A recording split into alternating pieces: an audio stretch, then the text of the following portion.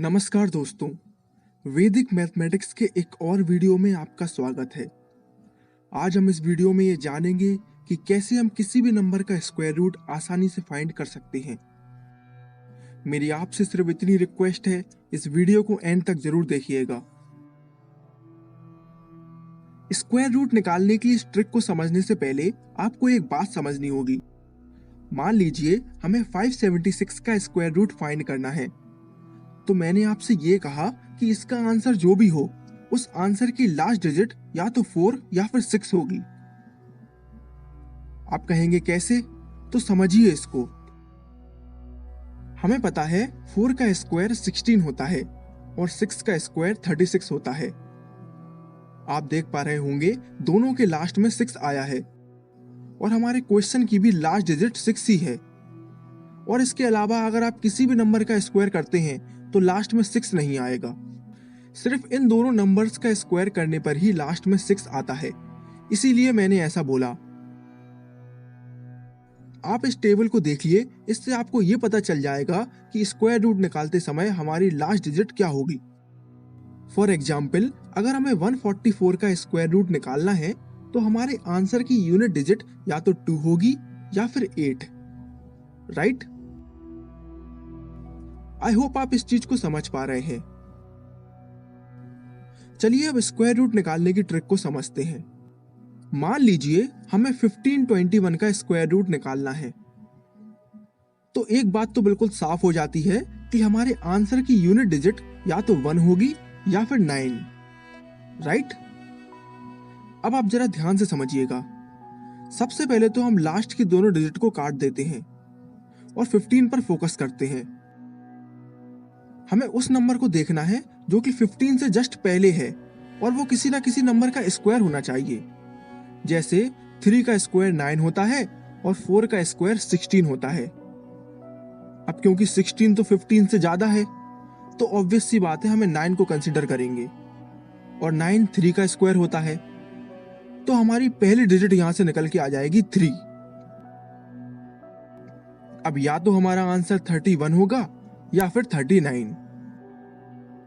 अब इस चीज को कैसे डिसाइड करेंगे उसको समझिए।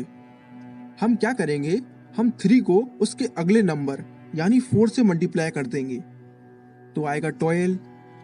अब क्योंकि 12 15 से छोटा है, इसीलिए हम बड़ी डिजिट को कंसीडर करेंगे यानी 9 को। अगर हमारा आंसर 15 से बड़ा आता तो हम छोटी डिजिट को कंसीडर करते यानी 1 को। तो इस केस में हमारा फाइनल आंसर बनेगा 39। हम और कुछ एग्जाम्पल से इसको समझते हैं। मान लीजिए हमें 729 का स्क्वायर रूट फाइंड करना है। अब क्योंकि इसके लास्ट में 9 है, तो हमारे आंसर की यूनिट डिजिट या तो 3 आएगी या फिर 7, राइट? अब अगला स्टेप ये है कि हमें लास्ट के दोनों नंबर को कट कर देना है और 7 पर फोकस करना है। 7 जो है वो 2 के स्क्वायर यानी 4 और 3 के स्क्वायर यानी 9 के बीच में आता है। हमें उस नंबर को देखना है जो कि 7 से कम है। अब 9 तो 7 से ज्यादा है, तो ऑब्वियस सी बात है हम 4 को कंसीडर करेंगे और 4 जो है वो 2 का स्क्वायर होता है, तो हमारे आंसर की पहली डिजिट तो हो जाएगी 2। अब हम 2 को 3 से मल्टीप्लाई कर देंगे, तो आएगा 6। अब इस बार भी 6 जो है वो 7 से कम है, तो इसीलिए हम बड़ी वाली डिजिट को कंसीडर करेंगे यानी 7 को। तो हमारा आंसर बनेगा 27।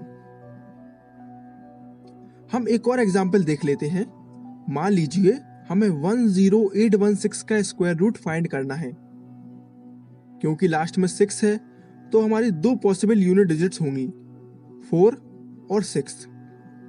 लास्ट के दोनों नंबर्स को कट कर देंगे।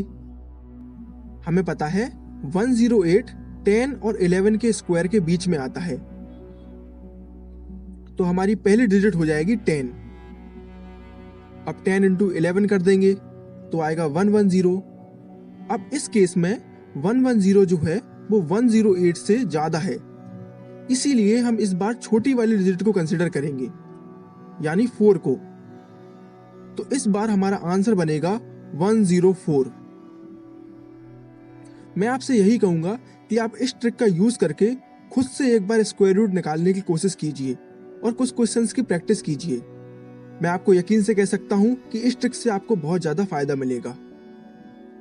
अगर आपको हमारा ये वीडियो पसंद आया है तो आप हमें कमेंट सेक्शन में बता सकते हैं।